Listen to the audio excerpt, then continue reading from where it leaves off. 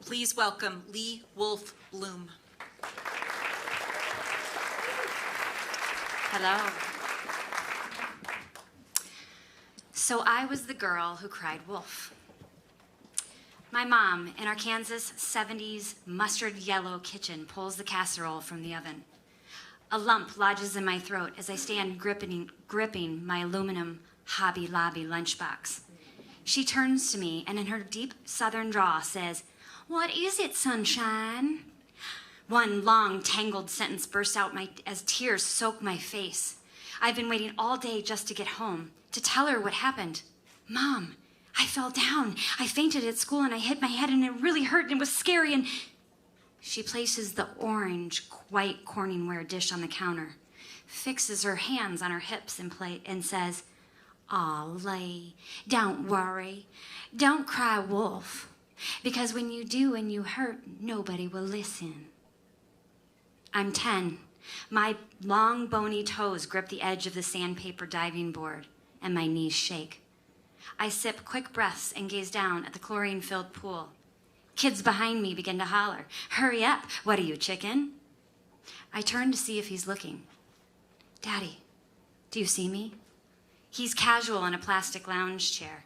His strong rugby legs tan dark by the sun, and his apple cheeks lift as his eye catches mine.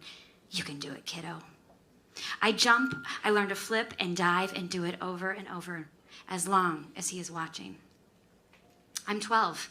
I'm setting the round mahogany kitchen table for dinner, the air thick with the pot roast. This is the first time I remember hearing it. The phrase accentuated by a mocking chuckle, a response to anyone who claims it. "Tables aren't made for 5, you know. And roller coasters aren't made for 5. Dad walks by, ruffles my blonde bob, and my older siblings laugh. The family saying, just like the others, "Keep your head on straight, Wolfe," or "Ladies don't fart," or "Don't be so ugly." Mottos spoken so frequently they become unnoticeable to everyone else. But at night, alone in my room, staring at the popcorn ceiling, I stare and turn at the words over and over in my mind. I am the birth that made the family 5.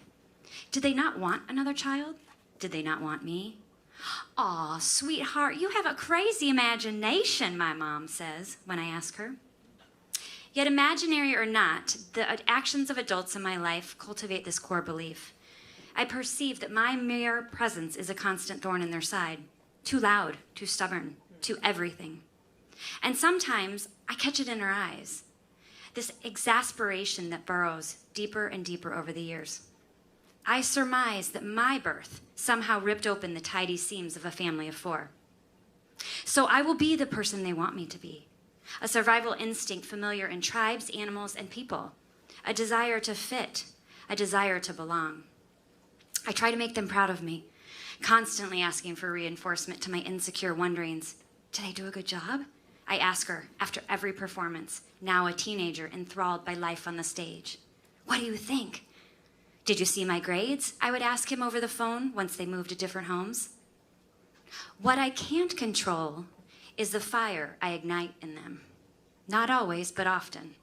A tiny spark that I recognize is different than their interactions with my siblings. It provokes so quickly these red faces, loud voices, and as I grow older, mutates to name-calling and constant battles between mostly my mom and I. Nothing I do seems to be right. The tone, adopted now by my older brother, starts to begin when I attend a church youth group called Young Life. They laugh and tell me, "You've joined the Mooney group."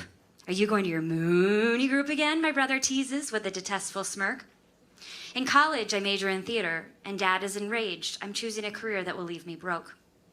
Mom then mockingly calls me to tell me that Sally Jesse Raphael is having auditions on her TV show. "They're having girls who are virgins in their 20s, she says. I was the virgin. I am the puzzle piece that doesn't fit, and I slowly begin to disappear. I try to die, believing that this is my answer, and I live. I live through what should have been my swan song. In my living, my suicide attempt brings more shame and disgust to my family. Now I'm not just number 5, but the crazy person. Like a dog chasing its tail, I continue the quest. Now it isn't just to my family, but God, my penance, my second chance. Fortunately, moving to Minnesota helps me create my own life, and I rewrite the narrative for my children. The 5 of us establish our phrases that don't shame and harm each other. I find my way, and then I begin to let go of needing their blessing, finally.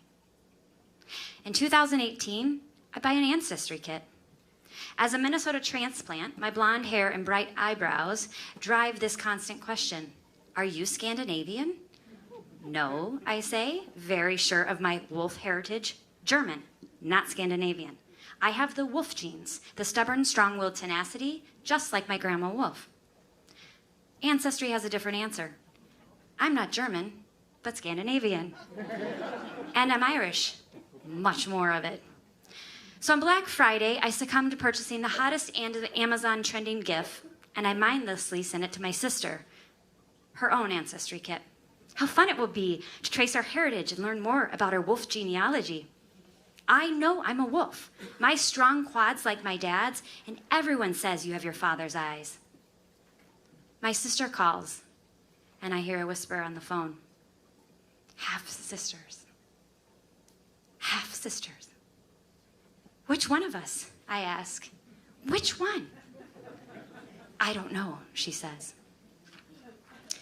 But I know. I know in the cells of my being. I know like I know when I'm hungry or when I'm full, and I've known it my whole life. It's me. The one who never fit, and now, for the first time in my life, it all makes sense. The anger, the extra despised looks in the eyes, the table's not made for 5, the one always in the way, me. So who do I belong to? The news uncovers a truth that has been hidden for 46 years. A lie that 3 people vowed to take to the grave. And my world spins out of control. I no longer feel like my feet touch the ground. My days turn into nights and my nights turn to days. I stare in the mirror and I pinch my wolf cheeks and cry. I only know who I was, who they told me to be. What I don't know is who I really am. Who do I really belong to? Words like reality, trust, and belonging become like viruses tearing at my insides. And the anger they held at me now becomes the fuel burning through every moment of my days. I stop seeing friends, I stop sleeping without aid, I quit working out, and I drown myself in wine. I shatter the family china. And I'm angry at God and scowl when people say to me, God knit you together in your mother's womb. So I transform like Wonder Woman into an FBI agent on crack.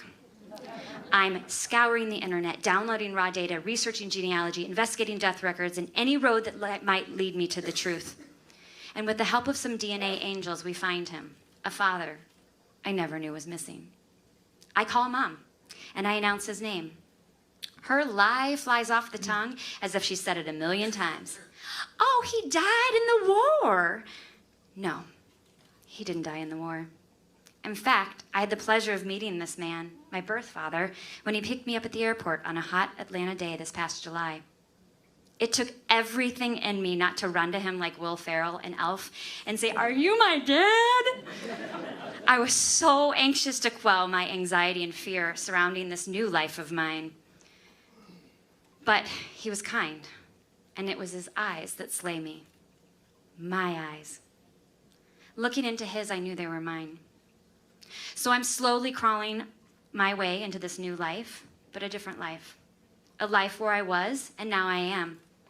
And I'm finding who I actually belong to the unraveling of the secret and the lies, and that it's setting me free. A freedom that's colored with sadness, pain, and disorientation, but a freedom that unlocked the question I've pondered my entire life. Why don't I belong here in this family? And the permission to abandon it. It was about me. It was about the secret. It was not about me. It was about the secret. I now have the opportunity to shed the narrative they wrote for me, and I'm finding joy in fully leaning into the person God made me to be. To live by the script given to me about who I am, from parents who are lying, or to live by the wonderings of who my birth father thinks I might be. Neither works. I belong in the eyes of my Creator, who looks at me, and he doesn't say slow down or be quiet, who despite all this did knit me together in my mother's womb, who made me creative, imaginative, and full of life, here, all broken and brave. And the truth is setting me free. And it turns out, I was never crying wolf. Thank you.